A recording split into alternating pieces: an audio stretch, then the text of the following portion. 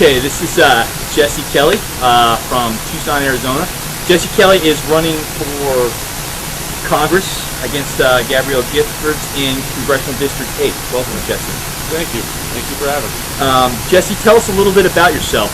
I understand that you were an Iraq War veteran, is that correct? I am. I'm a United States Marine Corps combat veteran. I fought in Iraq.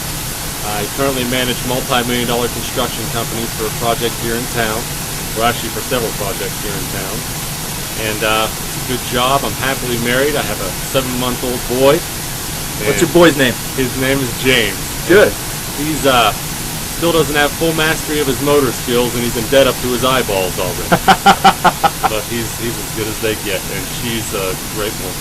Jesse, you're a man in your 30s, is that right? No, actually I'm 27. 27 years young. Correct. Wow. Generation Y or Generation X? You're right on. You're on that line. But I actually don't know which one.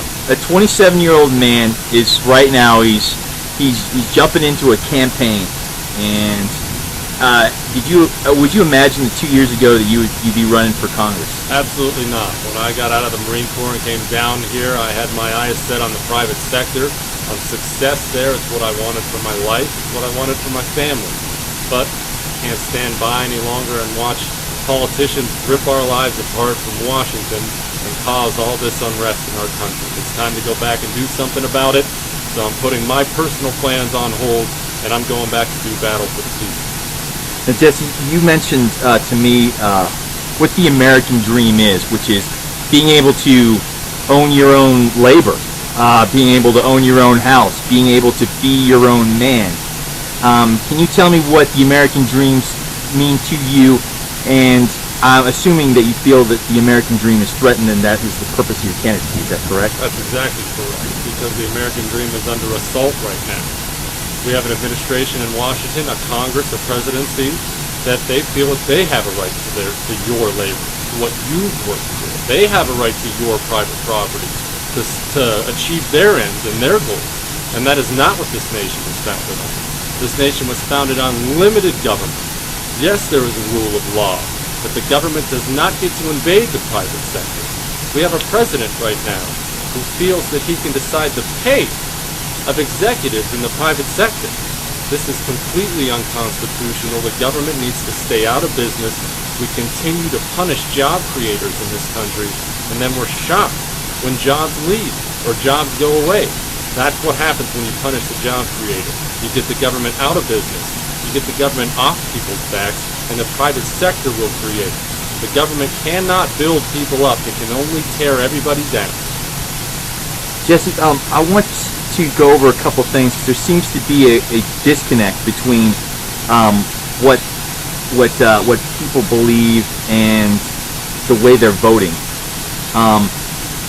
We have a president who says one thing and then does another. I mean, can you kind of tell me what your feelings are about the Obama administration and the way you see him taking the country? Well, he's taking the country down a road we've never gone before, and a road that we've avoided with good reason. We were, as I said, founded against everything that he stands for. Our president right now thinks the government should take from the rich, take from everybody, and disperse that as they see fit. And that is against everything this country was founded on. They're taking us in a radically wrong direction. And the biggest problem with it is we have no checks and balances. We have a Congress. We have our representative here in District 8. We have a Congress and Senate that is rubber stamping every one of his policies right through. This has to stop, and it has to stop at the midterm elections, or we're going to find ourselves bankrupt. This president has spent more money in the first 5 months of his presidency than every president from George Washington to George Bush combined.